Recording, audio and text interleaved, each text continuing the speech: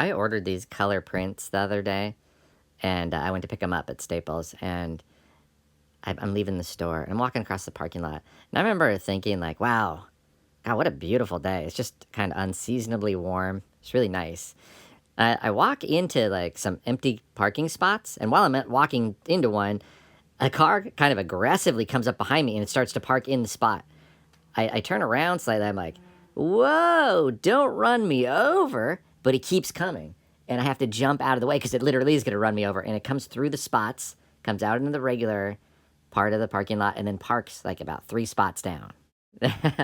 I'm just kind of standing there in disbelief, laughing, and I just kind of yell out toward where the person parked. I just go like, dude, wow, you almost ran me over.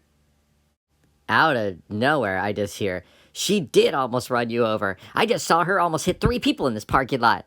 I turn, and it's a guy, a UPS driver. He gets out of his truck. He parks his truck there, and he jumps out. He runs past me, and he's like, hey, motherfucker, it's not cool for you to be driving that fast around people.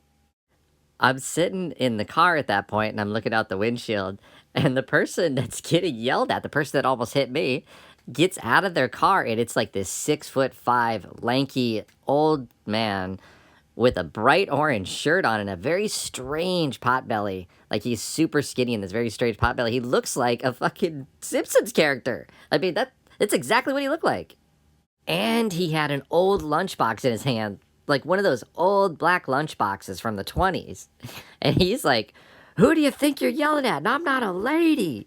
Because somehow the UPS driver thought it was a woman, but obviously it's this guy. And they square up, and the UPS driver is, you could tell he is not having a good day or something's going on in his life, and this is the pressure release valve. He's in that dude's face like, if I ever see that again, I'm gonna kick your fucking ass type shit.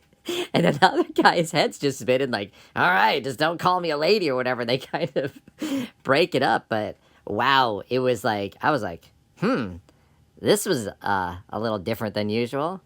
That one was just a different one for me because I see that on Instagram, but I never get to see that stuff in real life. Everybody's pretty civilized in real life.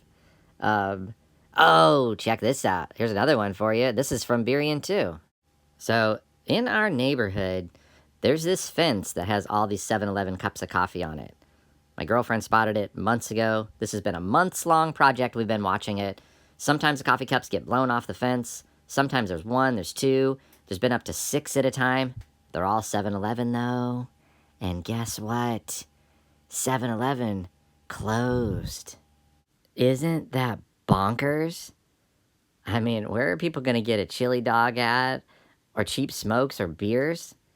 You know what's going in that spot? A dress barn. Like, we don't have enough dress barns. With 7-Eleven gone, that means no more 7-Eleven coffee cups. The experiment is coming to a close. The matrix is starting to collapse. Then, the final nail in the coffin, the bomb cyclone that came through landed right on the fence where the coffee cups were and knocked it over. Rest in peace, fence. Also, rest in peace, 7-Eleven. So the whole thing is over. Consider yourself all caught up on Burien news. Chip, chip, cheerio. That's the end of the show.